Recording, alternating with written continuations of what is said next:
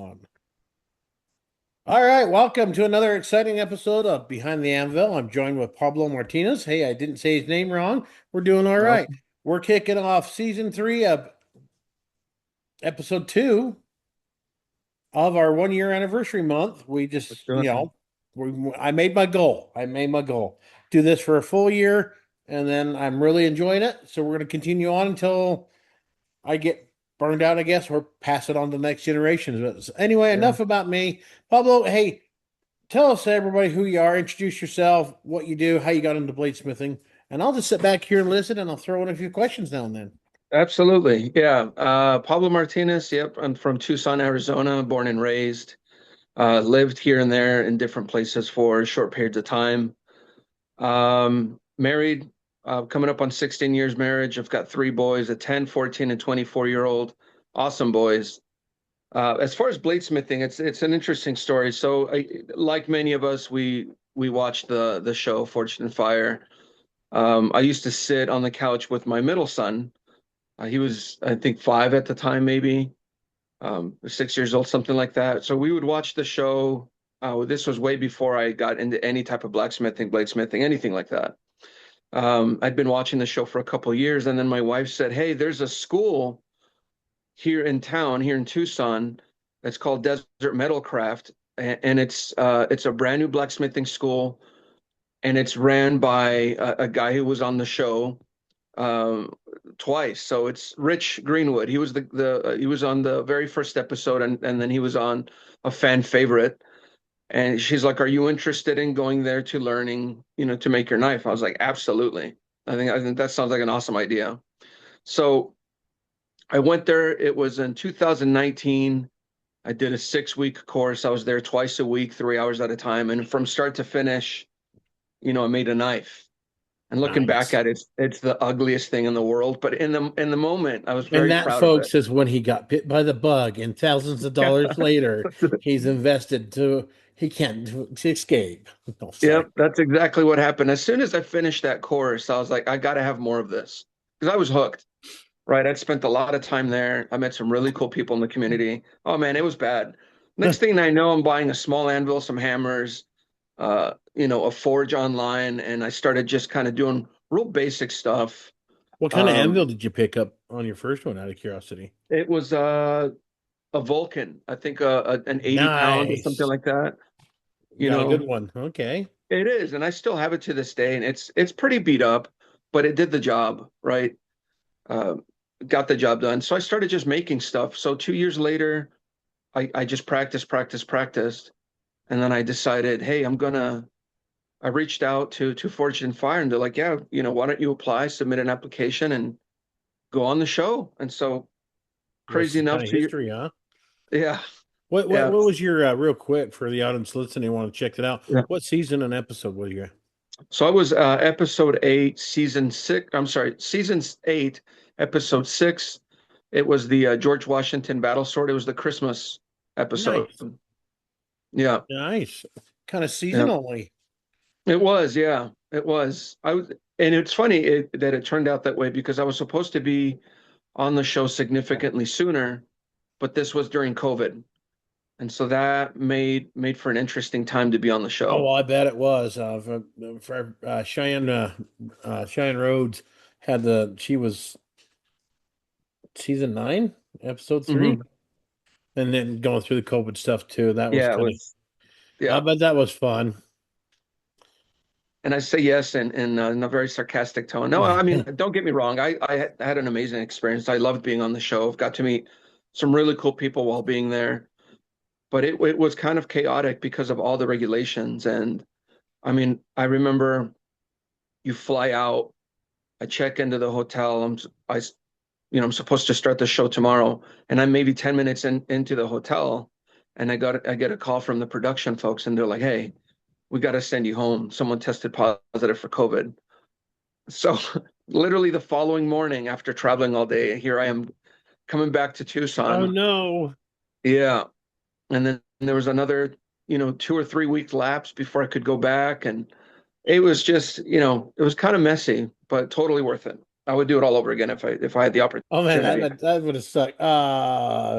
Get a good night's sleep. You're flying back out in the morning. Yep, that's Oh exactly what happened. boy.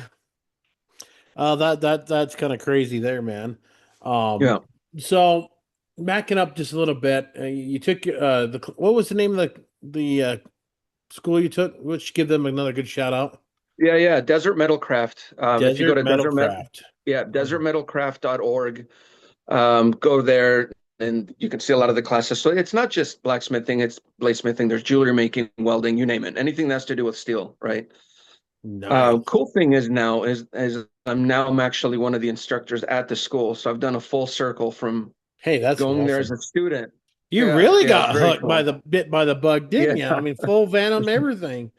yeah. So let's talk about your experience about that. Go through that class. What was the thing you started with when you first took your first intro? It was Right. just a billet of 1075. You kind of forge out a general shape of a knife, and it was truly a start to finish project. So rough shape, grinding, heat treating, a handle material, all that stuff. Nice, very And then nice. kind of looking, I should grab it, and you can see just how hideous this thing is. But Hey, hey, at the time, though, I we've was all proud of made it. some hideous. I've seen some of my stuff when I was a teenager making. I'm like, no, this never existed. They won't give it up. But so when you got that done, after you got that knife done, Yeah, what did you think to yourself? It's I like, want to keep uh-oh, going.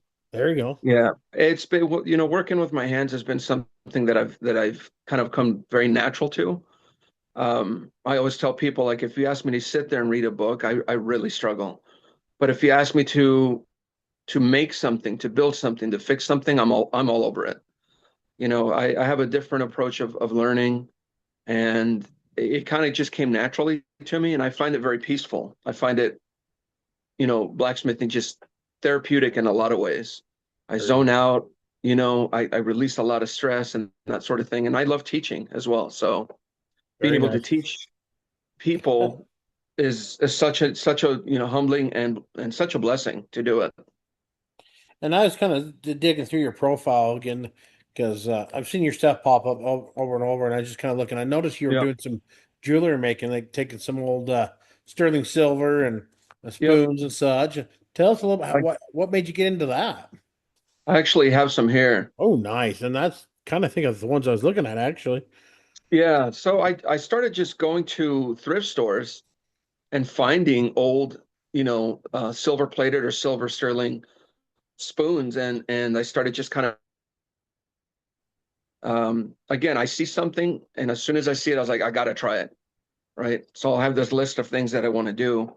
And one of those things was I wanted to take um, old spoons and forks and that sort of thing and just make some jewelry from it. Very nice. So you got through your class, you took the course and Hmm. everything. You got into start buying, you got your anvil and your forge. What's the first Yeah. thing you made on when you got home? Well, you got your stuff set up on your rough I little think like saw. most people, like a railroad spike knife, right? There was just, I had a bucket full of them. It was cheap. If you mess up, no big deal, just grab another one. But it was a good way to really learn to one, how to hit the steel, when to hit it, how to hold your hammer, all that stuff, right? All the little Watch things your that coloring of your heat and etc. exactly. So Yeah. in that process, what did you oh, there's a question right here in my mind. Go ahead and it'll come back to me. It went bye-bye. But go No, no ahead. worries. Tell us more No, about your that was it. I experience. started doing, and in fact, that was one of my very first sale was someone said, "Hey, I really like that knife, that railroad spike knife." I was like, "Are you willing to sell it?" And I'm like, "Yeah, sure." And then I started just kind of doing that. I started selling stuff, and anything that I would make from that, I would throw right back into the forge. I would get more hammers, more tongs, and then I saved up to the point where I got a really nice grinder, and just kept going, right? What kind of grinder did you Um, get? what kind of grinder? Yeah. So I've got the 2x72, the Ah, good Broadbeck choice. grinder. Shout out the broadback, Ryan, and Yeah. all them. I need to reach. I talked to him a while back about getting him on the show, and I think he was getting ready for another show, and Yeah. Yeah, so we haven't got back. I need to reach out to him, get him on here. He is an awesome guy. They have some awesome grinders. Yeah. Um, so I hadn't had a chance to work with one, but I've seen them. I've talked to a lot of people who's got them. They absolutely love them. They got Yeah. great customer service. So shout out to Broadback. Let's see, what is it? Broadback.com or I'm murdering their website. Probably if I I'll mean get just it. Put it in Googling the it, right? I'll put it in Google the it. descriptions later so you can find that and such. Yeah. Um, And that so changed my knife making completely to have a professional grinder because that's the workhorse, right? mhm, Of any knife making. That all the attachments that you know that come along with having a grinder, and you just you make a lot cleaner work. It makes the life a whole heck of a lot easier for you. And yeah. so, yeah, I just started putting more money into my shop, and I'd say shop, but it's in my garage. Yeah, Half of my garage is how do my you handle forge. the heat being there in Arizona It's awful. foraging? Yeah, It's been it, around 100 degrees here this summer and hot and dry and smoky. yeah, We've got a fire going on. You can literally walk outside and see ash for the last week piling yeah, up everywhere. We got some monsoon season coming in again. Did you guys get any rain that last round of yeah. monsoons? That's the cool bit. We get monsoon season here, so we definitely got a lot of rain. But yeah, No. as far as going back and foraging in the heat, it's I don't do much in the summer because again, I'm doing it out of my garage. That it's 110, 115 degrees. Plus, you've got a forge going at 2,000 degrees. Yeah. It's just not safe either, No, right? no. No, it is not. I mean, I look back at that episode I did mine. We did it outside. It was 106 that day. Course right Mhm. off the coast and 90 if I remember correctly, I believe it was about 92% humidity. Yeah, It it's was awful. and I'm a Yeah, desert, well, we're desert people. I'm a high we are. desert. You're more desolate. How people live down in Arizona, I Yep. don't know. Especially Tucson area. Good Lord. We always So talk about leaving, but it's like where do you go, right? Where do where you? it's cool, Alaska, but they got like giant mosquitoes that suck you to, that's everyone's like, well, go to Alaska, you want cooler. It's like, yeah, I'll avoid the mosquitoes. It's kind of weird to get cold as shit. You think it'd wipe up their population of mosquitoes out, but no, that's just weird. But anyway, Well, a lot of sorry, the states squirrel. is like, no, it's okay. Yeah, we talk about leaving, but I feel like a lot of the states are too expensive, unlivable, too humid, too damn cold. It's like, well, I guess we're just gonna stay, you know. Yeah, everywhere else is getting invaded by Californians. I mean, yeah, That too. Yeah, yeah, the cost right. of living. Yeah. So Go back to now, California. You ruin your own state. yeah, stay there. That what did happen. A lot of the housing, a lot of you started seeing a lot of California plates here, and then the Hmm. houses just got just Same. through the damn roof. Through So COVID, building supply went, everybody was yeah, building left around here, and it just, we'll be feeling that effects for a while. But all yeah, right, back into it. So, sure. you got your shop built up and everything. Does Mhm. your kids, your family come and play around with it too with you? They Or do when I get them out there. My middle son actually helps me do a lot of the like my leather work. So he started making his own little wallets. oh, I set up nice. a table probably three or four times a year somewhere. I set one up at the Comic-Con here in Tucson. That's coming up in about a month. Ooh, that sounds Uh, like fun.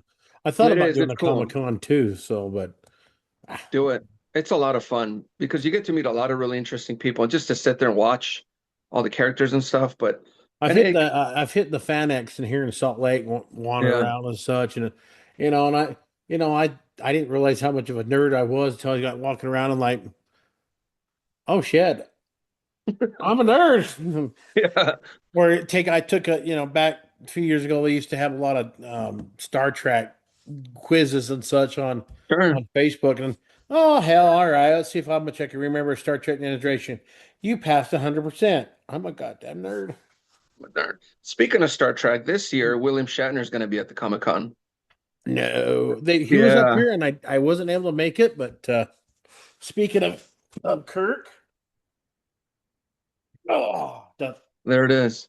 yep, the original. Yeah, I've got You more to should. buy. I just haven't had the extra money. I bought those. That was my birthday and Christmas gift one year. So to That's myself. something I'm trying to figure out to take because every time I set up a table and there's somebody that I want to meet and have something signed, um, I want to get something from Will and Shatner, and then also Lou Ferrigno's going to be there, the Hulk. Nice. So A I'm going to buddy of try and mine's get that something. friends with him. Yeah, so I'm trying to get something signed from both of them. I Very think three nice. years ago I had a it's posted on Facebook and stuff, but I made a big zombie chopper, and Carl, the character from The Walking Dead, was there signing, and he signed my zombie chopper. So I was like, that was it was perfect. It was cool. Bitchin'. Yeah. I made an axe. It was in a movie called it'll come back to me, a kind of a B movie that was used in it. It was actually used in another one too. They did I gotta get him on here one of these days. Little B movie, kind of horror flick. It's really cool. I So remember you posting that big yeah. old thing, right? Yeah. Yep. I forged Yeah. that out of um a fork, hay fork off a tractor. I got looking at it. Okay. I thought, what am I gonna do? I'm like, oh hey, Yeah. There it there we is. go. Punch the eye, Yeah. and I already had the spike, and all I had to do was move it. Yeah. It was fun. Speaking Perfect. of axes, a while back I seen you were taking and repurposing old Yep. throwing axes and such. What gave you the idea of doing that?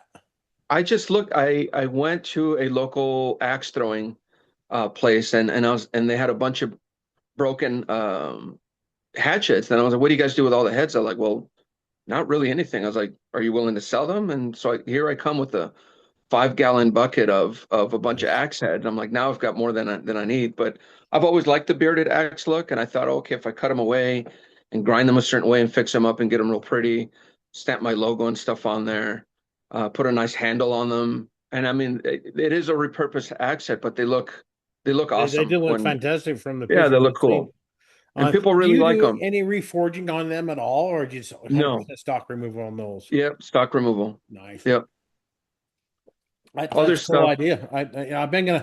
I've been trying to find accesses and everything around. Some of the one I found are old rusty one. They want more money than I could buy a and new they're one for. worth. Yeah. Yeah, Yeah. so I that's hit really up a lot of cool. farmers markets and things like that, and you see guys selling old axe heads for, $5, $10, and I'm like, I'll take them Yeah, and just throw them that's on dirt onto the. cheap. It is, yeah, yeah, and I'll spend, what, a few hours grinding away, cleaning it up, and doing all that stuff, Do and you reheat treat or I do, retemper? yeah, Okay, yeah. So I have to reheat it because I want to stamp my logo. A lot of guys I are was saying, the oh, same. why don't you etch it? Why don't you laser it? I was like, well, I don't have that available to Yeah, me. yeah. Yeah, that gets um, expensive. Actually, they're getting pretty cheap anymore. Really, they are. The Oh, really? technology has come down from what they used to. Um, Okay, a lot of it is Chinese stuff, but sure. um, person to But you talk get from some more pretty decent work out of it. yeah, Pat Bing, he's got one. It's about a $3,000 to $4,000 unit. I want to say around 60-80 watt is Hmm. what he's got, and he makes stamps and such. Shout out to Pat. Yeah, Um, but yeah, the technology is getting pretty good. I'm just not very computery.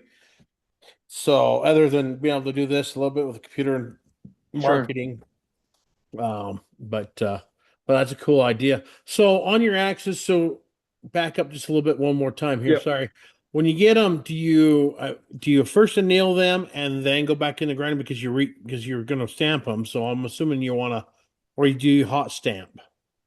I hot stamp them. Okay. So that when they first come, they've got this real thick plastic coating, so you have to grind that away. And then, angle grinder to cut away a lot of the big chunks. And then all the fine work, yeah, again on a grinder, on a Okay. 2-inch wheel, the majority of it. Okay. Okay. I Yeah. was just And sitting there then, kind of because if it was me, I think I'd probably just throw it up and heat them all up, bury them wood ash, let them cool off, and then go in the grinder. But that's what I would do. That just kind of yeah. The only time I ever anneal stuff where I make a knife out of it is like farrier's rasps. So I'll heat them up and then I'll throw them in a big bucket of vermiculite and just add some wood ash to it as oh, well. okay. You'll get a little. Okay. You'll get a um. Oh, RJ Global. We was talking about it. He was having some issue with annealing in a billet, and he had some vermiculite with some other stuff. And I said, throw some wood ash in there as well. Okay. And ever since he's done it, he said He's noticed a lot better kneeling. Interesting. So, Okay. well, Good to know. when you want to do it for kneeling, okay, for folks who are listening that have no idea what a kneeling is a process of softening high carbon steel by Yeah. heating it up to roughly about 1450, 1500, and then stuff it in wood ash or vinegar lead or insulated. Anyway, you Yeah. want to about 50 degrees or so, drop about 50 degrees over a long period of time. Yeah. Longer you can get that to cool, stay warm and cool slowly, the softer that steel is. It changes the grain structure, and it's been explained to me a million different times, and you think Yeah. I can remember it. It changes the carbon structure. Basically, to my mind, it takes the carbon out of the grain structure to larger, makes it soft. There you go. That's my Yeah. And explanation. That's how my brain comprehends it. and more than anything, it's easy on your belts. You know, Yes, and you're your not tool, hacking through your belt grinders and all that stuff. You're not drill going bit, through belts trying to get, you know, it's one thing with an angle grinder, but when you're really using your belts, it's going to chew up the majority of them and they're if not. you don't nail it. Where do you get your belts from? The first order, well, when I bought my grinder, it came with a ton of them, and surprisingly, That's right. They do. I forgot. Brought back carried the line of belts. Like yeah. got So I some pretty used good ones. them quite a bit. I forgot that I'm drawing a blank here with the company. Phoenix Um, Abrasive, Combat wh Abrasive. which one? Combat. Thank you. Okay, they got some good Combat. ones. I go Yeah. through Phoenix Abrasive, Sean Ryan, trying to get him on the podcast, but he's yeah. If you ever order from Phoenix Abrasive, when you call in, tell him you want to speak to Sean, and then make sure you say, "Hey, passcode Jasmine." He'll understand. He'll start laughing. Okay. He'll explain Okay. why. So if you ever call Sean up at Phoenix Abrasive, say, "Hey, passcode Jasmine," he'll understand. Awesome. Okay. Good And to maybe know. he'll share you that story behind that. So how Okay. that came up. Anyway, back to it. Um, so the axes. Mhm. I mean, they move pretty good for you. I mean, you rehandle them where you get your handles and such. I get yeah, I make the handles as well, so you grind them to shape. Oh, But nice. it's it's hickory. Again, it's like they take me a while to make. That's okay because the end result I think is pretty effective. And I always try and follow up with people that I sell my stuff to a year later, 2 years later. Hey, just wanted to follow up. How's it working? Is it working out well? And I've had no, thankfully to this point, I've had nothing but positive feedback.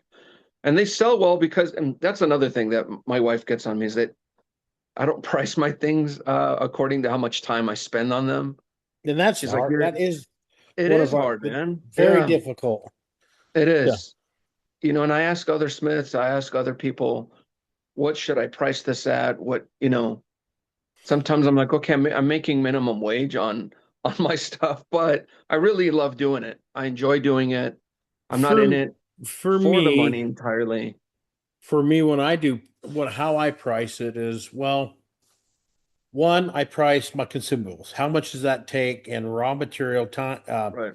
forging it or belts, tooling, such like that. All of it. Roughly on my standard knives, roughly about 20 to 25, maybe even about 30 if it's Damascus right now because material cost has gone up a little bit. So let's just say Yeah. about $30. How that's counting handle material, the steel, belt, etc. Now I add on, I've been doing it for 30 years. Um, as Sean says, you're not paying me for my time, you're paying me for my experience. Exactly. So I Yeah. add on another $30 an hour, $30 per knife, maybe a little bit Yeah. more, is how I figure it. Now, it depends on the piece, it might be a little bit more, but I add at least $30 on top of that. So we're about 60.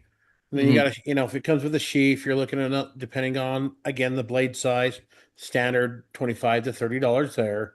And Sure. then all the other stuff, and then add 10% or so. That's how I do Mhm. it. Other Yeah. guys have got different ways to doing it. It is very hard for us to, okay, I know what I like to get out of it. What am I really going to get out of it? Yeah. But it boils down to is basically what people are willing to pay for it and how much we're willing to let it go. If that makes sense? It does, and you get two different types of people. You get certain people who pick it up and go, "Oh my gosh, That's a this is hell of a deal. handmade. This is quality. I'll pay whatever it is that you're asking because I know how much time." And that's with any artist, right? That's with anybody who's an artist, anybody who's selling their blood, sweat, and tears into something that you put into your experience. That some people learn to appreciate it. I still get when I set up tables without fail. I'll still get the well, Walmart I can get shopper. right. I can get this on Amazon. I can get this on Walmart for $30. I'm like, well, that's then do it. Go for it. Hey, when I tell them that, I says, "Here, do you want me to send the link to you?" And then Yeah. within a week or two, you're going to be back to my shop begging me to sharpen it because it won't hold Yeah. an edge, and I can take that same Pakistani knife and take it, turn it up, and take a Yeah. knife right through it. And I've done that. So I've challenged them. Like, okay, you go get it. You come back, I and we'll like put this. our knives like this, and I'll smack it with the hammer. I was like, and whoever wins, pay. Not only am I going to pay you what my knife is worth, you get to keep the winnings. They never There we do. go. They never come back. I was like, because I know I exactly love what's that. going to happen. Nobody's took up on it. All right, bud. I'll No. bring you one of my knives down. We'll go ahead and tell it. No, Yeah. And then you'll have to buy my knife if you lose. So there you go. it might be a draw. Yeah. Um, so you got your boys out there, your boys making such like that. Yeah. How much is now for me? A lot of times, I like to talk to God and when I'm forging or grinding, or if I got stuff Sure. I'm working on my head. I mean, I'm grinding. I'll be in my head talking, or I'll talk out loud. There's people come in my shop like, "Who are you talking to?" Says, "I'm praying. Is that all right with you?" No.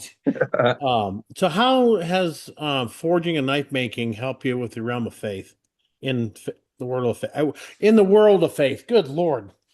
I think there's times that even with my faith, I've had some close calls making stuff that I'm like, okay, I could have lost an eye, I could have lost it, and I sometimes feel like with my faith is protecting me at times from having these horrific accidents or burns and whatnot, whatever I do. But for me, some of the things that I'm passionate about is again, it's almost a spiritual feeling for me. I zone out. I'm completely at peace when I'm making something. Um, it is, man. For me, I find it a lot of the times like it's a spiritual, my faith.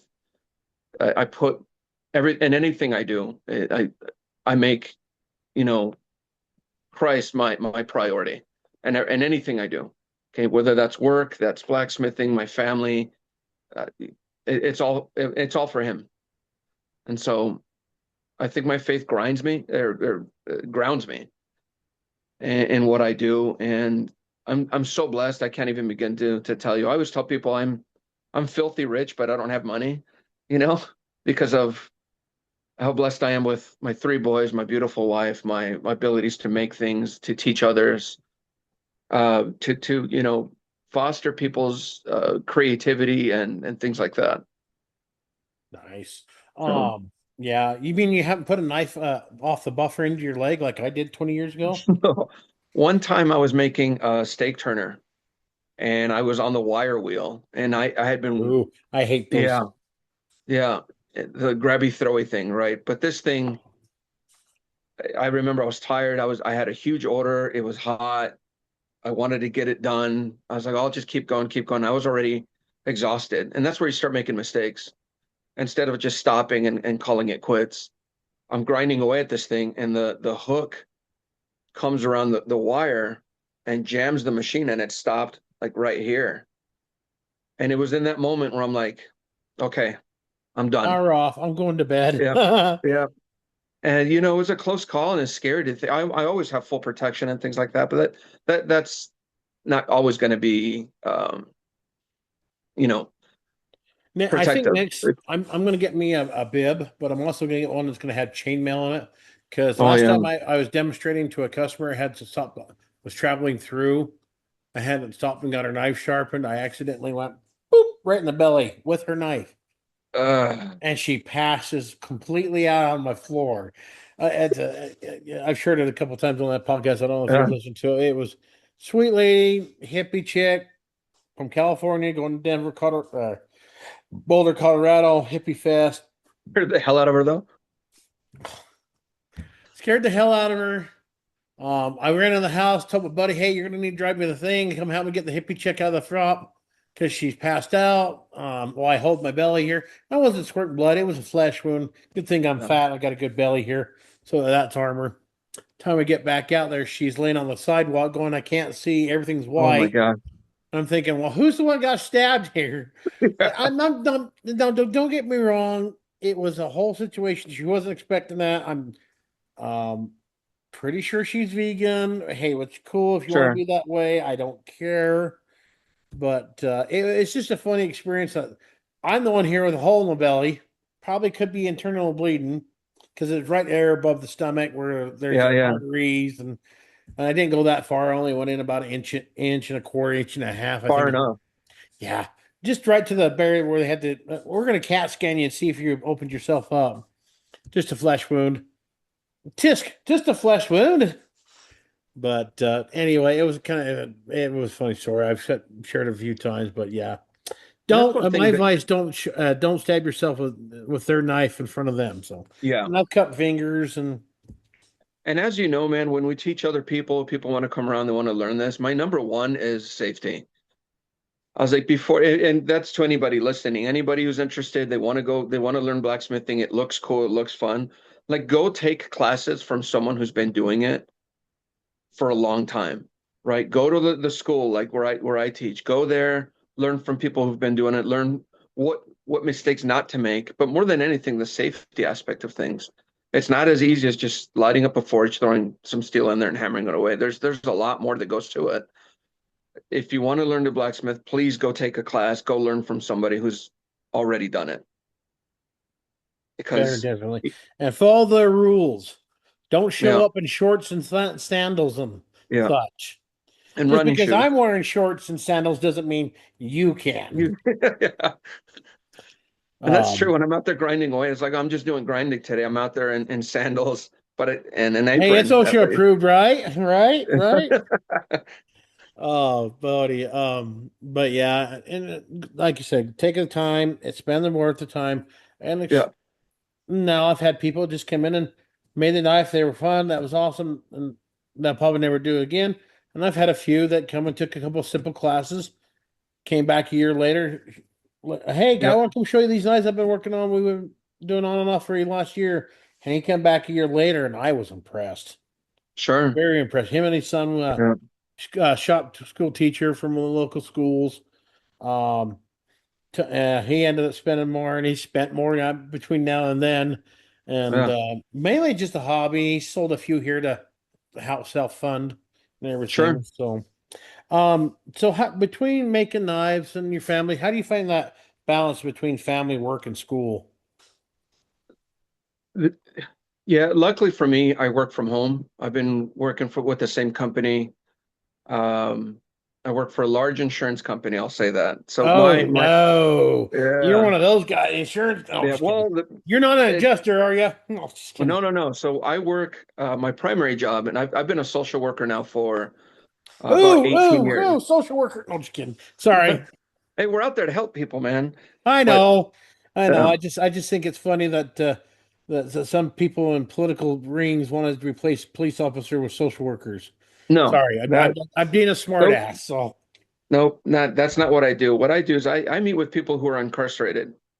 I meet with them okay, before they're released, and I'm part of a transition program. So it's people that are releasing from county or prison back out into the community who need, social services, housing support, employment, primary care services, that sort of thing. So we're trying to retransition people back into the community. Um, that way they don't end up reoffending and getting back in or that's worse. exactly right. So So and that's I've got to been be a tough job. I've got a lot of friends in law enforcement. My mom was a deputy sheriff as I was growing up, and I remember hearing stories. I got a lot of friends in law enforcement. yeah. That's not tough. That's not an easy gig. No, and I've done that for the past 7 years. And again, I work from home. And anytime when I take my lunches, I thankfully my workshop is 30 feet away in the garage. So I go out there and I work on what I can in the weekends. Nice. And that's when my kids are at school. So yeah, I'm busy, right? And I'm also in school. So I'm right in the middle of getting my master's in Nice. IT because I want to leave social work. That's So I can imagine, especially in today's world of yeah, everything. I'm sure you got stories I don't think you can share, but no. uh, I can. I've have friends that work in that genre, so I kind of understand. It's like I know a few of And them I've are worked with all retired ages. too. So the first 7 years I worked for a company, it was at-risk youth, so real little kids to young teens. Then I moved into young adults all the way up to, or teens to young adults. So, and when I first started social work, I'd come home and I was really upset because some of the stuff that you hear, some of the stuff that you see, it's pretty awful. Um, and sadly enough, after doing it for so long, you kind of just you feel really burnt out, right? And I want to do something different from what I'm doing now. And thankfully, my work is paying for Now, my master's, so I can't complain. there you go. Yeah, Where you're doing this job and you're talking about burnout on that level of that stress. yeah. Um, I've worked with veterans and such. It's come and took classes. I know other people have worked with veterans and police officers, such like that. How has knife making, forging, grinding helped you deal with the stress of work? Like I The said, physical, because I mental. find it, yeah, it is for me. It's my blacksmithing, my using my hands as a whole, is very therapeutic because I get to zone out from my regular, responsibilities at work. So I get to completely shut off my mind from work and focus on something that I truly find joy in it. And Um, and they say that when you do that, that helps the subconscious work things through as yeah. you're working, or even as you're working. People have said that they've been able to take that emotions and burn it out Hmm. through working. If that does Yep. that make sense? Yep. It's either through that or exercise. Um, I like to lift. I like to work out. How much can you My bench kid, press? oh gosh, at 45, I don't know. I don't know. I haven't maxed out in a while. That's Well, been let us that's know been when a next while. time you do that. I'm just Yeah, curious. yeah, I I haven't will. done it forever. I probably should. I we ain't got much. They got a recreation in here with some equipment.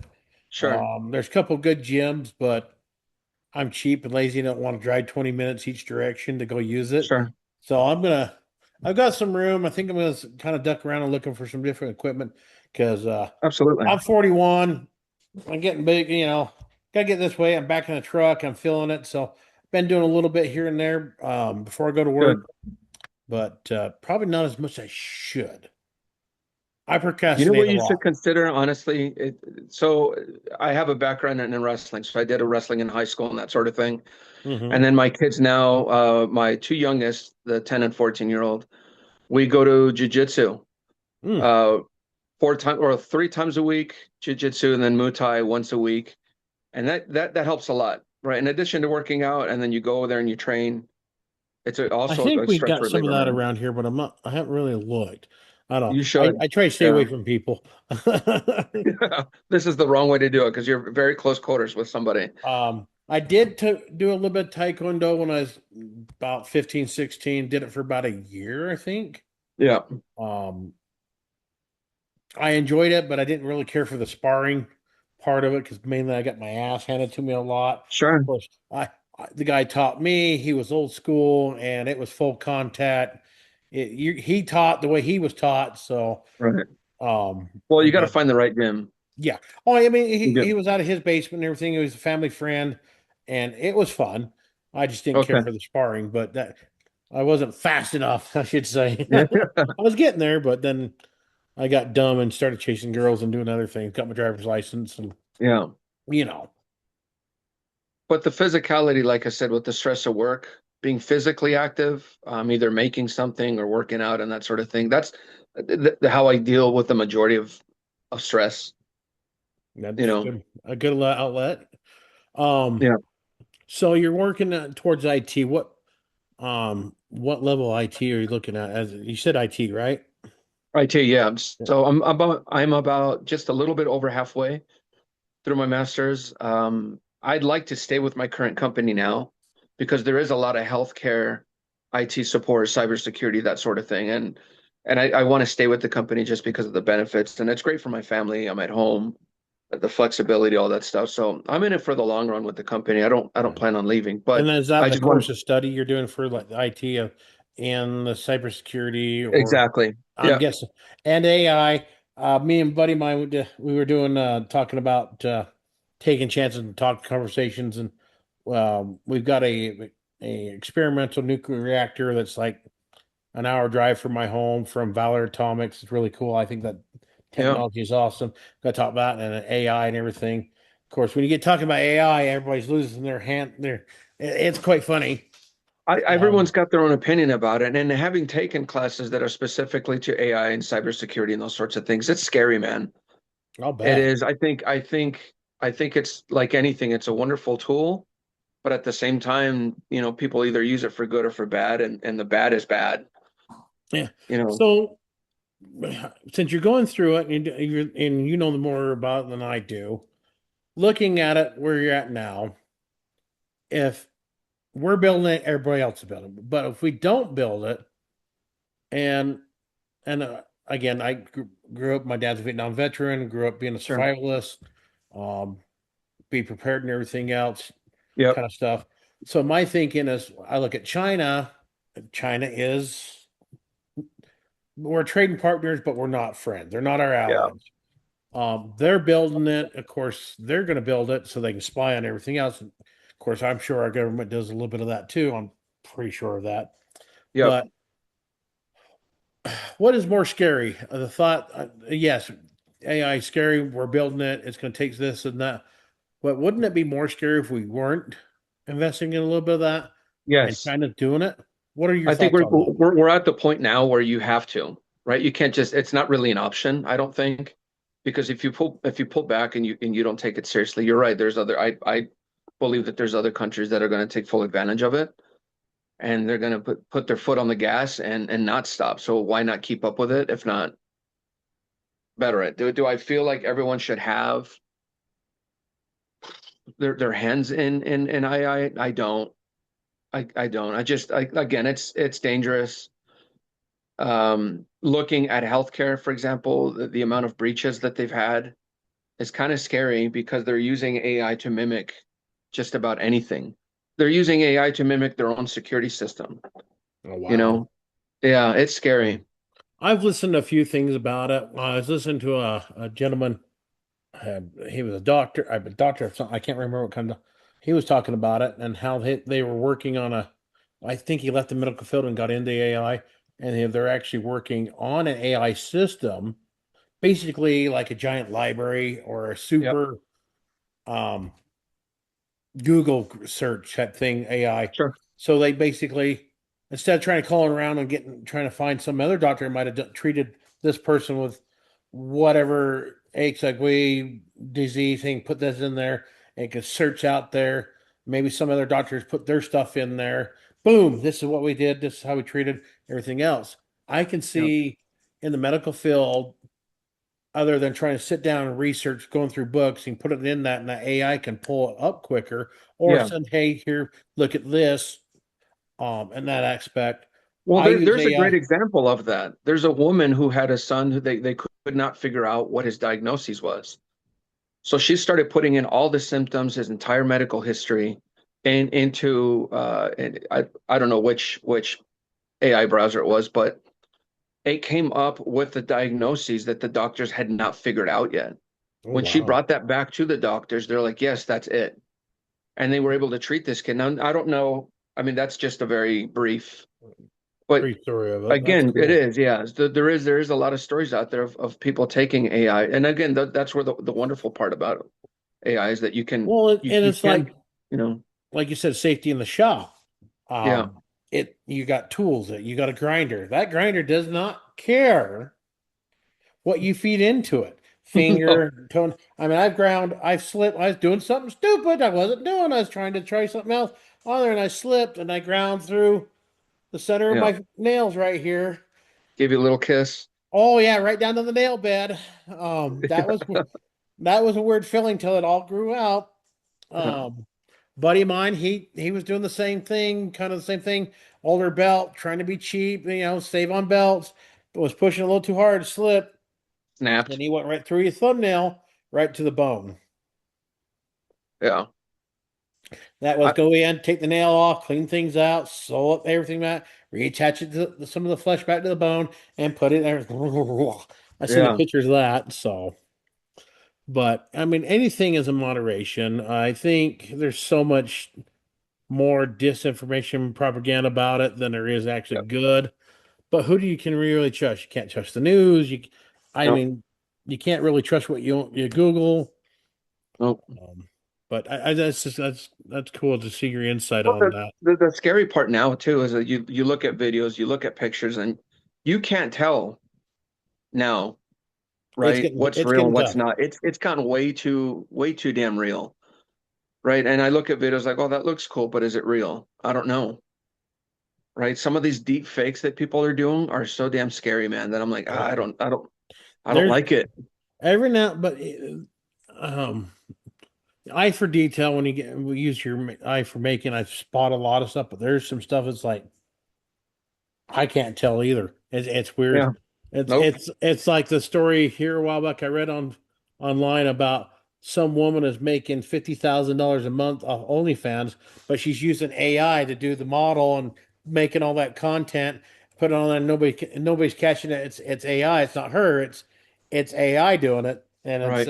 I think that's funny. Hey, if you're into that stuff, that's fine. Whatever floats your boat. Not for me. That makes Yeah. sense. Well, there was some guy selling songs that he didn't write. He was making he was making a ton of money selling songs that he didn't write. These were songs being created by AI, and then he got sued for it. I'm like, well, I I mean, Well, I've used AI to write a few things, a few short stories and such just for fun. sure, Um, and a couple things I published on my own. Um, I put everything I'm thinking in my mind.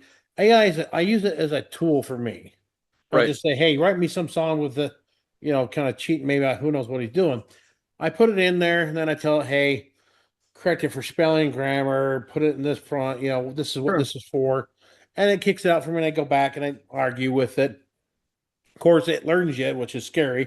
And it comes back, hey, Mike, what do you think of this? I'm like, whoa, Sir Connor's right.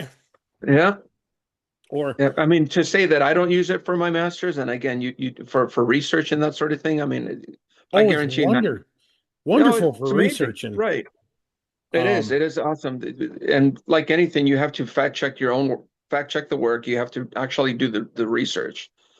You have to have the right references that actually tie into what you're writing. So it is a cool tool, but at the same time, I think it's overused. yes. Yeah. I think it's gonna again, I think I remember well, we're old enough to remember the .com bubble.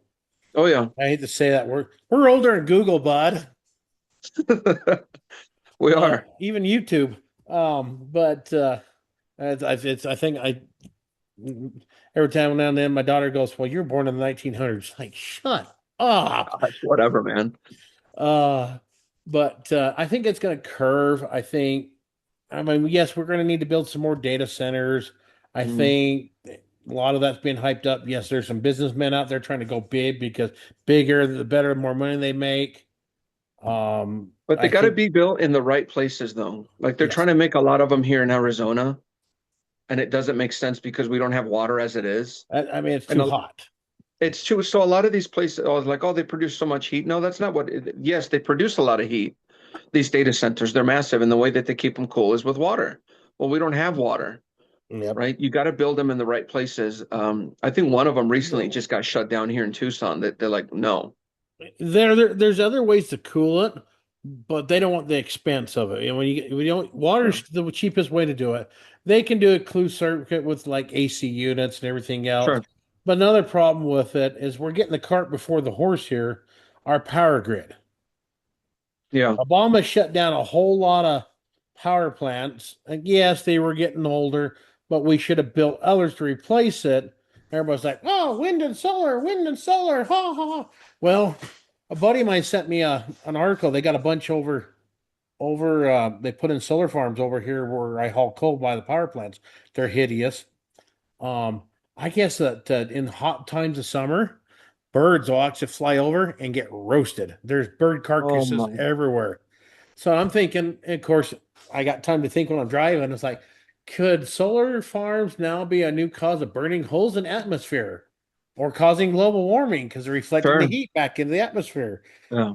That's kind of weird my way my brain works. So just It's but anyway, let's get back to your stuff here, bud. Sorry, left no, no field. worries. That's what we like to call our score moments. Again, I record this. The only kind of clipping I use is an AI to cut clips out of it. Sure. Otherwise, it goes right on the platform to go out. Awesome. So, now let's get back to my map you gave me here. So, you're working on your schooling and everything else. Mhm. So, we did touch a little bit about your um, Forge Fire experience a little bit. Let's dive in a little bit Yeah. more. So, you went out, you got set back a few weeks, and you got your back, go back in. Once you got there and actually got working day one, kind of give us a general, share your story about it. That's what I Yeah, should day say. one was so we had to do sanmai. So we had to take a high carbon steel, two mild steel bars on the outside, sanmai. For day one, I don't think people realize that it's an hour show, but you have to commit to 3 weeks, right? You have to commit quite a bit of time because there's a lot of downtime between shooting and that sort of thing. But And day you're one you're is not on a normal schedule. You're on filming schedule, and it yeah, sucks. yeah, it's exhausting. I don't think people understand it. A lot of it, yeah, it's exhausting. But day one, we did just the forging, so we did the senmai, some grinding. Day two was the handle. Day three, you test it, and if you actually happen to make it through the finals, which I did, Whoop um, whoop. yeah, I was a finalist with so it took second place striker who won. He's out of close to the Seattle area, which is cool because I've met with him and his wife Nice. twice since then. And like I say, you make good friends. You meet really some Oh really yes. cool people. It has opened up on granted my dad comes from the older school of knife makers, and back then it was the catalogs, the catalog Yeah, makers that within this little area, yeah, you call and talk or wrote letters. Dad's never got on the social. Dad gets on YouTube a little bit now and then. It's kind of funny when he started yeah, using YouTube. Like, wow, you know how to use YouTube? Whoa, you can teach good an for old dog new you. tricks. And I get dirty looks out of it. It's funny, but it's opened up a realm of connections Yep. and um I really found my tribe and my friends and I mean we go to knife shows and such. It's not yes, we're all there making business and everything else, but it's more of a like if Sam said one time I took him a couple of shows and he says it seemed more like a family reunion than it does It is, man. What one of the things that I tell people, and it's like of all the communities that I've been involved in, and whatever that may be, I think the blacksmithing community is one of the most supportive communities that I've ever been involved in. I know that when I want to learn something and I've seen somebody else do it, if you hit them up, they're like, "Oh, come on down. Come on over. Let's make something. Let me show you how I do it." And several guys that I've met, and I'm talking guys that are at the top of the game of knife making, blacksmithing, that sort of thing, have mhm. opened up their doors to me and teaching me to do it. Without fail, if I see something, I have no idea how to make it. I want to learn how to make it, and I know a guy that does make it. I've never been shut down by anybody Nice. in the knife making blacksmithing community. Everyone's always opening their doors to me, and that's a Well, huge blessing for me. there's a few guys out there that kind of have the look like I'll show you, but you can't use it. But again, Yeah, that's kind of the older generation, sure. and nothing. I'm not bagging on them or anything. It's just how they were, Yeah. and but see it now, and I mean every now and then I've shot Jay Nielsen questions. Hey, when you Oh, get a me too. minute, Yeah, this is what I'm having trouble with. Usually within a day or two, I get up, try this, cool. Or I yeah, seen a video that he did. He was doing some stuff on some plunge lines. Some guys like to hand sand their blades. No, yeah, I get a DA, yeah. orbital DA, and sand mine. But getting in the corner where your plunge line is and everything, I get the blocks out and chase it this way. Well, he made a deal. He talked about. He says, "Go down, get you a conditioning belt, hit that with a conditioning belt, and then go over your buffer with a green compound." He said a specific name. You can go back by episode and check that out with Jay Nelson on there. Check Okay. out Jay Nelson stuff to catch the name of the compound. I know it was green. Hit it on there and then buff it with the buffer, and you don't have to chase that corner. I was like, all these years, I could have All done these that, years of and handstanding. instead of Yeah. handstanding that a little bit, and Yeah. but it's just those He's small he's been little. cool too. When I first I remember I haven't messaged him in a while, but when I did have questions, he was like you said, within a day he would respond, to suggestions. One of the other things that I do every year is there's Travis Sweartz, he was Yes, on Forged and Fired. I yep, think he he's won out it, your gosh, way, what? I do Yeah, believe. he's out of Casa Grande, which is about maybe 45 minutes from where I'm at. Travis has an open hammer-in. So you've got dudes from all over the nation that go there. It's a whole weekend thing, but you've got some incredible people that show up. That would be fun to go down to if it's the winter time, not the summer. Oh. It's in April, so it's really Okay. nice.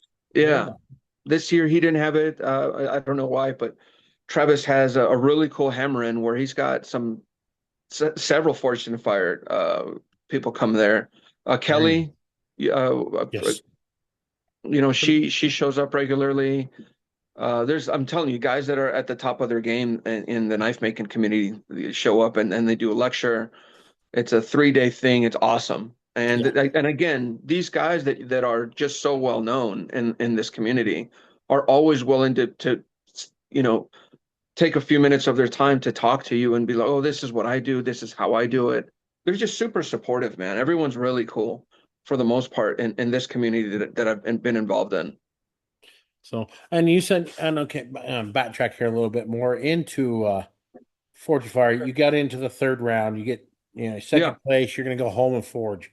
What blade did you make for your final? I had to make the George Washington Battlesword. That's right, the battle sword. Yes. Um, when you got that, I know what that feeling feels like for you when they said that. Boom, you are going to onto your home forge. Yeah. Tell us what that felt to you.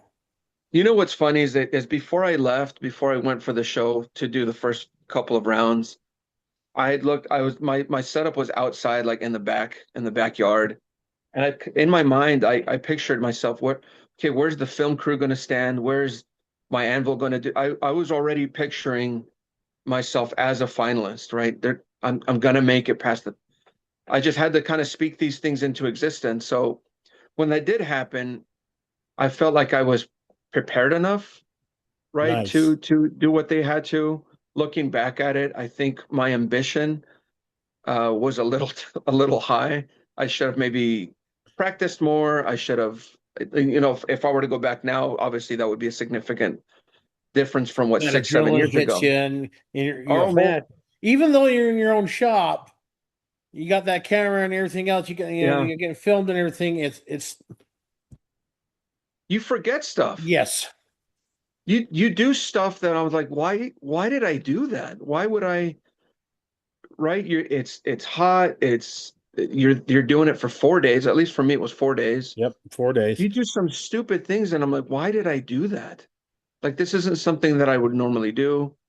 And looking back at it, I was like, you really make some dumb mistakes when the time is clicking, you've got this pressure, you've got a film crew in your face. It's just different. It It's is. just different. I don't know how to I explain about it. accident when I was out on set back there on the second day working, and I'm a little jumpy because well, Dad was jumpy, and you had learned to be jumpy, and Yeah. I'm guessing it's just because we picked it up from Dad. I don't know. That's the only explanation I can because you don't sneak up behind Dad and tap him on the shoulder when he's concentrating because you might get knocked out like my brother did one time years ago. Yeah. Um, Veteran, combat veteran type stuff. So I'm a little jumpy, and I had somebody come up like this, put the camera right here, and I felt that wind, and I went, oh shit! They didn't do that Yeah. again. It would have been funny if they caught that on film, but they didn't. But So you're in your shop, you're working. Yep. What is something you remember, like you're saying, I should have slowed down a little bit. What is one of the things you're working on and you look back and go, oh, why did I do that? Man, it was, again, you get 4 days. So it was like, first day you get 10 hours. Then I think it goes, what, 5 5 5 or something like that. I don't remember. I was 10, 10, 10. We had 45 hours and then they shortened it down to No, 40 after that. no, I think you're right. It was 10 10 10 and then five. Yes. Well, on my third day, I snapped the sword. I had quenched it. I clamped it down to clean it up. And when I clamped it down, I hadn't tempered it like an idiot, and I snapped it. Oops. I had to start all over after already spending day 1 and 2 making this thing. So I Oh had to boy. start. So I essentially made that So that your sword. heart's in your throat going like this. In the moment, I'm like, this is going to be on TV, right? I was like, what the hell? Oh my gosh! So I had basically made the sword in a day and a half. And again, looking back at my experience and stuff, my short, I had quenched the sword. I ran out of time on day 3, and I didn't really listen to some of the rules. I didn't know that tempering was not part of the time. So I had quenched it and just left the sword clamped down overnight without tempering. So I basically turned in a glass sword. Oh boy. Yeah, I didn't temper it till the next day. I like to temper immediately. I quench, I don't even let that thing cool down. I let it to the touch, almost too That hot, but not adrenaline was too. hitting high and you're working and Yeah. Looking back, you just do stuff, and I'm like, I should have threw it in the damn oven that night, and I didn't. I just didn't think that was part of my time. What I didn't realize is that tempering is not part of your your no, your it is hourly not. allowance. It's I not. And combed over thing. My problem was meat and weight. I was way above the weight. I mean, like yeah, 6 pounds way above the weight. yeah. Like I said, the sword looked pretty, but I turned in a glass sword, and it shattered on the pig carcass. And Ouch. so, How'd yeah, that yeah. feel, bud? Dude, I don't even know how to explain I was like, I felt like I let my kids down, my wife down. I'm like, I felt like such a bum that I let that happen. But my kids thought it was cool. I was like, we went Well, from watching the uh, show to you now made my it dad's there. on TV. Yep. So There's a lot of they people still that try. don't make it that far. There's not No, even some of the guys don't even make it out of I mean, don't even make it into the second day. So, yeah. and I busted my blade on day 2. Oh shit. Yeah. And Yeah, in my head, I know. of course, I'm like, my goal was not to cuss on TV. Then somebody says, well, you said, damn it. I'm like, oh, that is Oh gosh. so cussing. Yeah. That's kind of the childish people I worked with at the time. How their thinking is but anyway, of course, in my mind, I'm screaming, I'm blah, blah, blah, blah. And then Yeah. finally I hear a voice that welded up. That's what I hear in the back of my head. Sure. And then I kind of looked over, and John Wigger, he looks over. Hey, dude, just go weld it. Hey, that's not a bad idea. And I That's focus not a in, I bad get over idea. there and I bevel it and I Mhm. weld it up and go back, clean it off and go back, run a little weld on it Yeah. and get it all everything. I got it turned in. I actually even breaking it and everything else. I still had 20 minutes. I just sat back and just kind of wandered around and watched things. Yeah. Everybody else because I was done because I used elk antler. Yeah. Um, I And did again, I've notice. spoken to. I don't know if they seen it. I was looking at it towards the edge where that crack was. There was still a fine split on the edge. Yeah. And again, man, I've spoken to several other guys who've been on the show. You just end up doing some really stupid things that you normally wouldn't do. It's the pressure, it's the stress. You really You're want to you've been do your traveling. best. Not much sleep. No. Um, Oh, I when I slept like got crap. I didn't when I sleep at got all. sent home, my flight was late. By the time I got landed, it was 2.5 hour drive from the airport home. Yeah. By the time we got home, I got in bed was midnight. I got up early because I hadn't seen my kids in a couple weeks. Yeah, for about 2 weeks. So I got up, went over and had breakfast with them. Come back home, and the guys showed up. and at 9 o'clock that very next morning on 6 hours of sleep, jet Yeah. lag. We're into it. And Yeah. four Well, it's the days same later, thing for me. I rolled up to my home almost, it was midnight, I remember. And then the film crew's like, "Hey, we're going to be there tomorrow at 7." I'm like, oh, I was like, "Oh shit." Yeah. I was like, they were there immediately the following morning to start filming. I'm like, I didn't even have time to decompress, nothing, man. It was like I ate, went to sleep, woke up. I think I maybe slept 4 hours from the anxiety, but I got up, I went out there and started moving stuff around and started mentally trying to prepare myself for film crew's going to be here and I got to start making this thing for a stinking TV show. right. Um, And it's just a game show, and it was fun. It really it is, was. yeah. Looking back at it, I was like, man, I have no regrets whatsoever.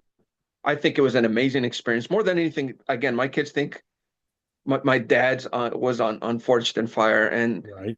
and And they're going to be it's able a to show proud that dad to their moment. kids and their grandkids. It's going to be around. So, um, Yeah, long after we're gone, hopefully, unless, all technology gets wiped off the face of the earth for some reason. sure. Um, when I did my walk of shame, we had to do it three That times. I'm like, sucks, so doesn't each it? time, like, I'm gonna strut. I'm like gonna strut. Yeah, that's right. I lost. Yeah. And the first couple cuts are like, can you quit? Literally, the second cut, like, we're gonna do it one more time, a little less cocky. I'm like, oh, okay. Oh, okay. That was that. And man, isn't the set way smaller than it looks on TV? It's tiny.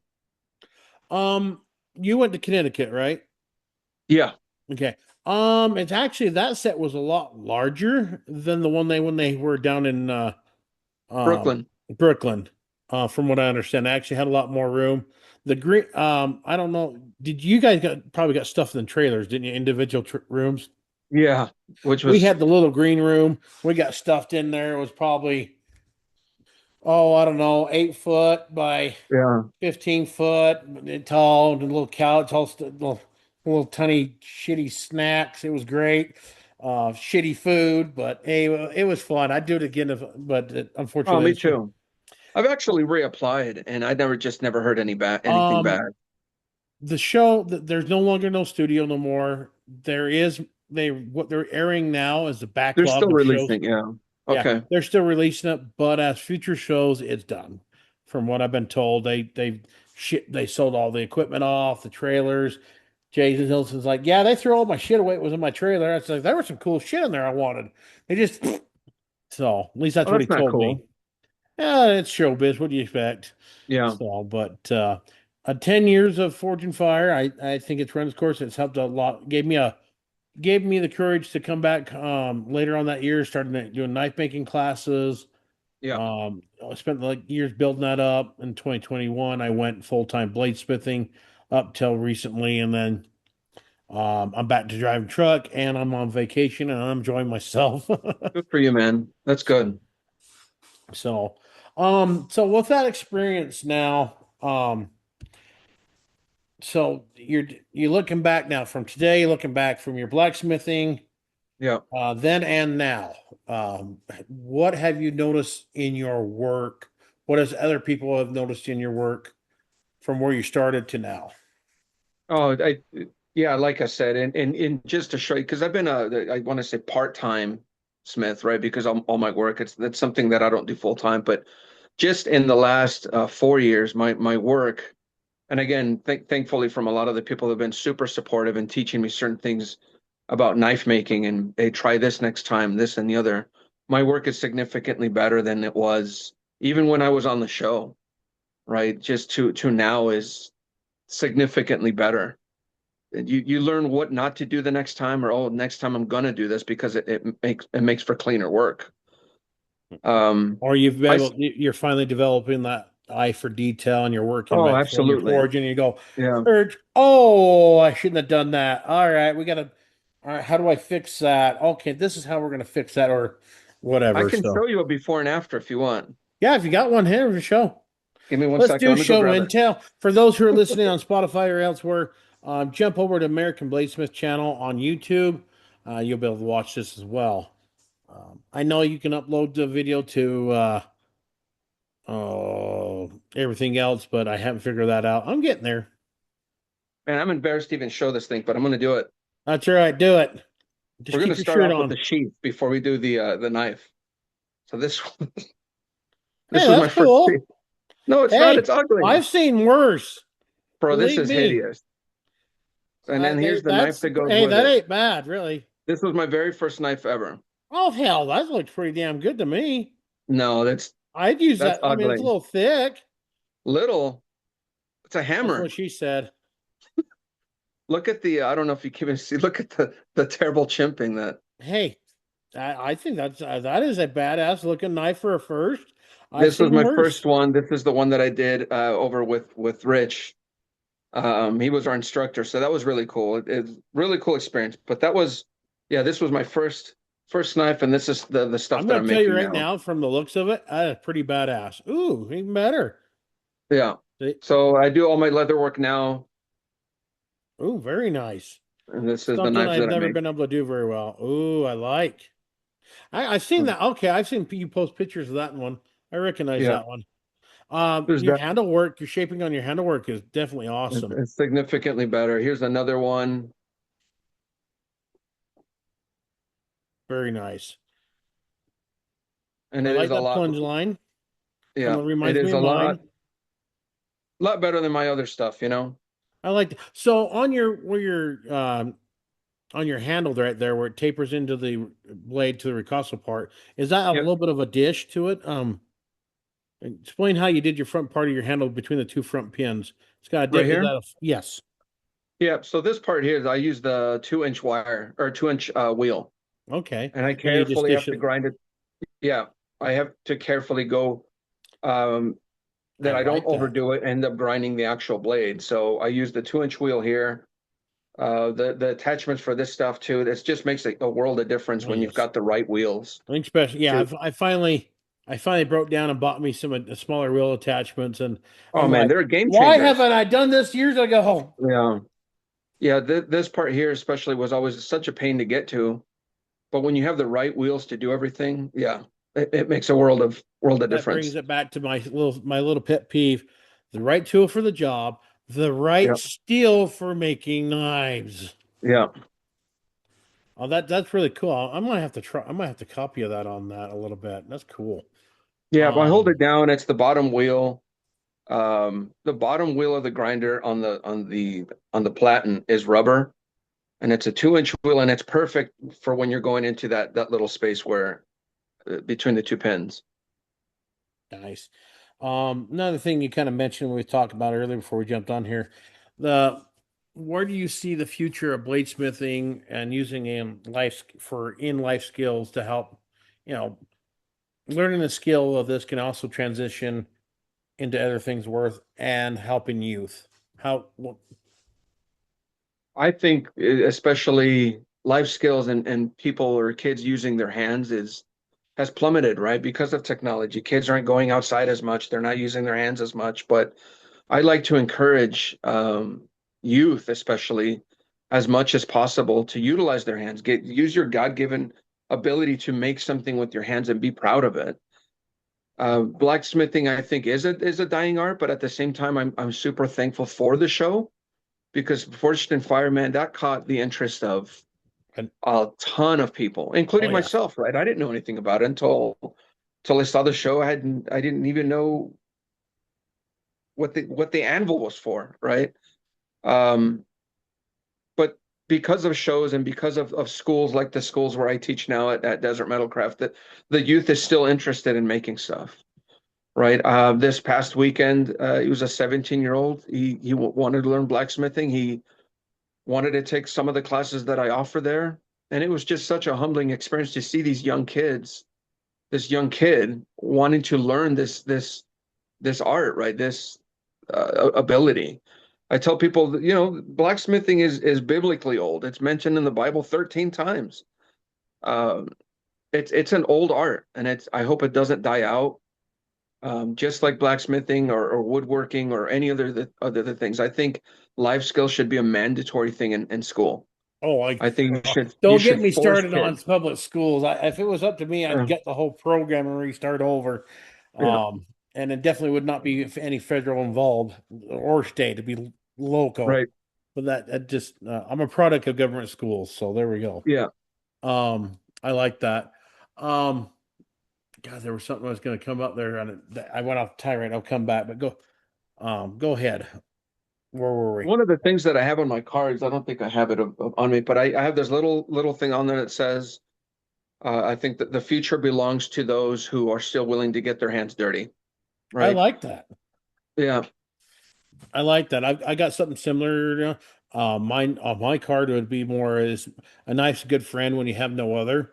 And I Yeah. wrote a little thing on it. Maybe I'll have to reshare that again. And I'll Okay. have to do. I did it a few years back when AI was available, more available for us. When in the beginning, somebody's like, "Oh, this was written. There's 70% chance this was written in AI." I come Yeah. back, yes.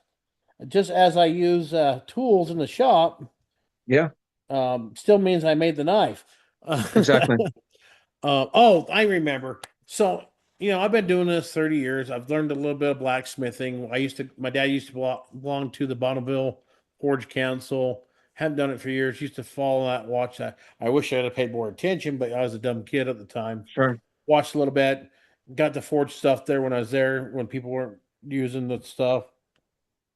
Um, Even to the day in the last few years, watching people use their anvil and different ways to use the anvil, I've learned I didn't. So, I can't think of any specific. I just know that. Oh shit! I never thought about using my part of the anvil for that. Exactly. Okay, Yeah. all right, all right. And that's like watching videos or at hammer-ins or talking to other people, or just like you said, watching their stuff on YouTube or Yeah. on Reels, and like I'm gonna Why go didn't I do try that that. before? Yeah. So It's true. I mean, you look at there's obviously there's anvils just for knife making. There's anvils just for farriers. There's anvils for different things, but every anvil has a purpose, and every little corner of it has a specific purpose in what you're making. Um, but just kind of going back to it, I want to encourage the youth, especially, or at anybody at that matter, is to come out and use your hands, build something, be proud of it, even if you feel like it's not perfect. People really need to utilize that part that I think is lost now, and that's the ability to go outside, make something, use your hands, build stuff, get dirty, get in the get mud. I mean, dirty, man. if Yes, it's making mud, whatever, whatever. or Yeah, I just had Nate Summers on. He was talking about similar to them. Just go out and try it. yeah. And a little bit of the safety of it. And then we also got talking about Ryan Wolf. He makes in he makes Damascus. He likes Hmm. the challenge of making Damascus out of weird stuff like titanium and other and stainless steel. And it's like, wow, okay, that's a Yeah, little behind. And I mean, he took it to the extreme, but that beautiful, sure. beautiful, beautiful Damascus he made for Nate Yeah. to make this one chef knife. I don't know if you follow Nate Summers, check him out. He's got this one blade that Ryan made the steel for it, and it reminds me of watching like Doctor Strange movie. When Okay. they're fighting the bad guy and they go into the mirror universe and the buildings fold into itself, and that's what the steel looked like. It was all over the place, but it was beautiful. Man, Um, and unless you know what type of work goes into making Damascus, the amount of time, the amount of steel that it takes to even just make oh yeah. it's such an underappreciated, and people, you don't expect anybody to understand the whole process of making it, You, right? you But could you can start with a 10-pound billet, but by the time you get it all drawn out to where you're at, you're gonna lose. As he was saying, I just talked to him, so I'm gonna say about 50-60% of that steel is gonna get easily, cord scale, grinding. It's You're gonna lose steel throughout that process. So and 20 hours into it, right? 20, 30, 40, 40, yeah. depending on what you're doing. But So from here on out, you're doing your schooling and everything. Yeah. You're teaching. Where do you see yourself in the next few years? Where do you would like to see your knife making? Have you done a little bit of Damascus as well? I've made Damascus. Unfortunately, I don't have the abilities to. I mean, it would be by hand. I don't have a press. I don't have a power hammer. Rich Power has hammer, always bud. There's your exactly. workout. What's cool is that Rich, at the school, he's always open to allowing us to use use the shop for our own, hobbies and our own stuff. So he's got a Samac power hammer. He's got the hydraulic. He's got everything that you need at that school to make some really beautiful Damascus. You'll have to Oh, make connections here. See if we can get him on the show. I'd love to have him on here. oh, he's awesome, man. He's a I'm not really cool sure if dude. I have him on. There's a lot of people from Forge Fire I'm friends with. Sure. So But you can't miss him. Rich Greenwood was again. He was on the very first episode. He was a finalist there. He was a fan favorite. He was a finalist there as well. I'm pretty sure. Um, What was his name again? Rich Greenwood. Rich Greenwood. The thing is, man, the shop at Desert Metalcraft, Yep. Not friends, there, but I'm sending him it now. Okay. Yeah, I recognize his face. and it's not I just think him and I. I've been on the show. There's Michael. He's been on the show twice. Mario, who was the last person from the shop, is a Forged in Fire champion. So he was shout out to Mario for winning it all. Nice. Yeah, his episode was aired, I think earlier this year or late last year. I don't remember, but he Fortune Fire winner. Like I said, Rich, Michael. Um, gosh, I feel bad if I'm forgetting on anybody else that's been on the show. But it's been Arizona's had several guys on Fortune and Fire, and Very. Mario and Travis were the ones that I think have won from Yeah. Arizona. Travis won. Mario. And I think there was one more guy from Arizona, but I can't remember out of the top of my head. Hmm. There's a lot of it. There's so much out there to remember. There's There's a a lot lot of of us, us. yeah. Um, uh, Anything else you want to share? I mean, we're getting kind of long in the tooth here. Oh, I So, know. and I mean, Um, people got it's the weekend. I'm sure you got plans. You don't want to get the wife too upset for being dragging on here too long. yeah, So, right now we're gonna actually take the kids out and get some lunch and stuff like that. ooh, So what's on the menu? I don't Italian food. There's a Ooh, little place called well, it's Oregano's. I don't know if you guys have Oregano's up there. They love going there. I think it's overpriced Italian food, but it is what it is. They love going. usually Um, they got Greeks in the back cooking it anyway. No, I had exactly. speaking of food. Real quick, had a guy who came and took the class. His mom bought it for him for his birthday, and it was on his birth. We scheduled it on his birthday, and she brought some Greek food and some Greek desserts and Hmm. oh, Greek food, real It's good. homemade Greek Yeah, food. This yeah. woman could. And then he was telling us a story about being some Italian restaurant with a buddy of his, and they were getting. Somebody said about uh, something about oh they Italians did something. They got Greek chefs in there, and those chef come out. I'm butchering the story, by the way. It's been a minute, and I guess the chef heard it, and he come out of with his plate of food, threw it on his table, and went huh, and walked out, and then like, oh, you better check your stuff. You insulted the chef Yeah. by making fun of that they have a Greek back there cooking for them. So it's quite hilarious. Yeah. What is your favorite? Real quick, I love food. That's why I'm probably Man, who fluffing here. doesn't? What is your favorite Italian dish? Italian dish? Yes, Oh, that's like like I love asking. lasagna, right? Lasagna's amazing, but pizza, just a good pizza. Ooh, yes. There was Now I'm biased to my food. I think I like Italian food, but I think it's very repetitive. It's a lot of pasta, a lot of, I mean, and I've even been to Italy several times, but it was just, I lucky. didn't, I'm working on getting there. oh, I'll do it, man. Yeah, well, that's the other thing. Before I met my wife, I had finished school, graduated from University of Arizona in 2005.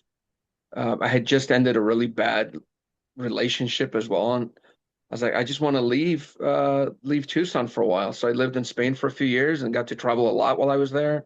Very And I say cool. a lot there, like as in within Europe. So I got to visit Italy a few times, and Oh man, food was great. wishing I would known that. We'll have to get you back on and listen to your stories about through that, and if you want to share Yeah, sometime. yeah, Real no, that was quick, a cool experience. what was the best dish you ate when you were in Italy? The pizza, it was because you can walk around in a lot of these places and you can buy pizza by the slice or by the weight. And a lot of the ingredients that you normally don't have here, like a lot of prosciutto on pizza and those sorts of things. A lot of their ingredients are just so fresh, man, because you're getting it straight from the source. Well, that is the source. I mean, uh I was watching something on the History Channel one time or one of the food channels, about history of food, and then pizza was one of them. They call it pizza pie over there. Um, and I think the pizza originally was kind of some historical. It was actually for the rich people back then. I think they made it kind of as a joke to for the person, and then they put on some stuff and like that, and they cooked it, and the rich royalty, whatever, really loved it, and Yeah. it was kind of considered a royalty dish back then, but then caught on with the common folk. But that's I what I mean, hear they pizza got. there is way different from what we're used to. Like pizza over there, they're small, they're thin.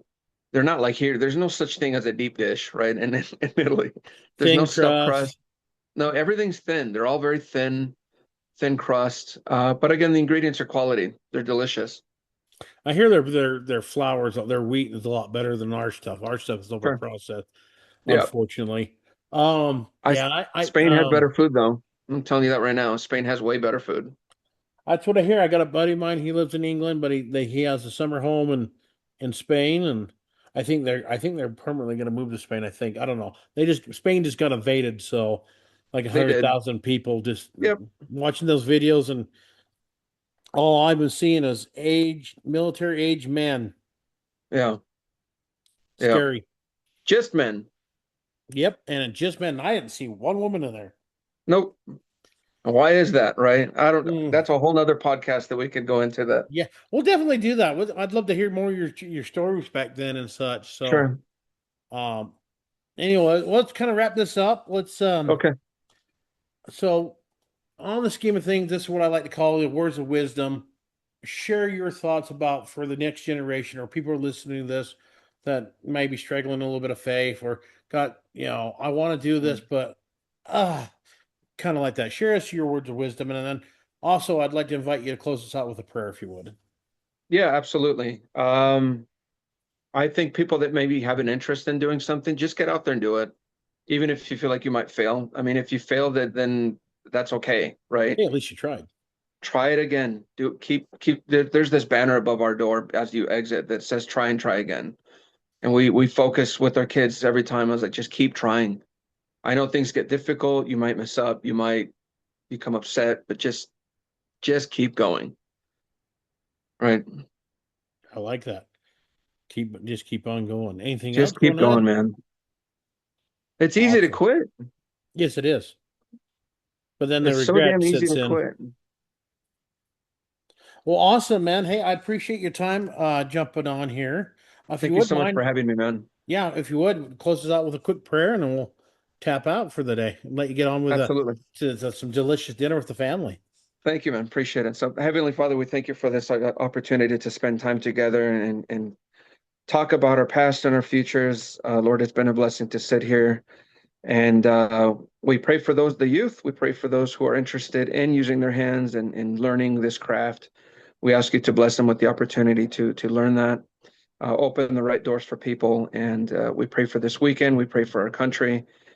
We pray for our family and friends, Lord. We thank you for all of the blessings that you provide for us on a daily basis. In your heavenly name we pray. Amen. Amen. And also, right before we do it, I forgot to ask you earlier, if somebody's listening to this is like, "Ooh, I want to get a Pablo's knife," where can they Sure. find you? Mainly Instagram. So I've got an Instagram. It's Three Sons Desert Forge. So the number three Sons, SONS Desert Forge. You can find me on Instagram, and then you can reach out. Awesome. And again, Appreciate if it. you want to take classes and that sort of thing, please go to desertmetalcraft.org to Yes. check out the classes. It's not just me. There's some amazing smiths there that teach classes, a wide variety for all different skill types and that sort of thing. So again, desertmetalcraft.org and then Three Sons Desert Forge on Instagram. Very awesome. And I'd love to get Cool. him on, get the founder of on Desert, the school Yeah, I'll on send here. them a So, message. yeah, if Yeah, you would. Um, hey, I appreciate it. I learned a lot. I again love watching your stuff, especially your axes. I'm still gonna. I'll have to start going now where I've got a little more time instead of trying to do doing it. that daily hustle of paying bills. Yeah, When things cool down, I'm fat. I don't like the heat. It's been 100 I don't degrees. either. I'm ready for winter. Me too. Uh, Thank you for but having me, man. I appreciate hey, it. appreciate it. This will drop on the 17th. So, hey, thanks Awesome. for helping celebrate the 1 year of doing the podcast. I honestly didn't think I was going to make it this way, but it was my goal when I started this. after doing a joint one with some friends of mine. This was my goal a year ago. Hey, I want to pursue it all the way in Awesome. for a year. I started to help self promote my knife business and everything else. Okay. And also, I've been hearing some awesome stories. Hey man, if you're ever down in Arizona, you let me know. I will. Well, I might have to take a trip down to that school. It'd be awesome. That would be awesome, dude. Part of my goal is this of this show is not only I want to take this on the road, but I also have a YouTube series called American Bladesmith that we've been trying to film. We did Beat the Smith series. I don't know if you ever got to check. Go if you Mm. get bored, go to my YouTube channel, look up the Beat the Smith episode. It's rough to watch. Go laugh at it. It was fun. It was one of those things Okay. that boom, boom. I got 3 episodes on there. It's forgy fiery, but it's basically people who took my class come back to challenge me. Okay, cool. We kind of put the hat on that for a little bit. We're gonna go with the American Bladesmith, where it kind of features off my shop, and then I hope to Yeah. take that on traveling to come down to people's shops and show what you got and show a little bit more than what people got to see on Forge and Fire. But Yeah. we're gonna tap out of here. So as we say in the Cool. shop, stay sharp, America, and remember, there's only one King, and that's our Lord Jesus Christ, our Amen. Savior. Amen. Have a great one. Be blessed. Keep those blades sharp. Don't do anything I would, and don't poke holes in yourself. Trust me, you don't want to do that. I know that gets expensive. Anyway, No. we'll catch you next time right here on Behind the Anvil. Thanks, buddy.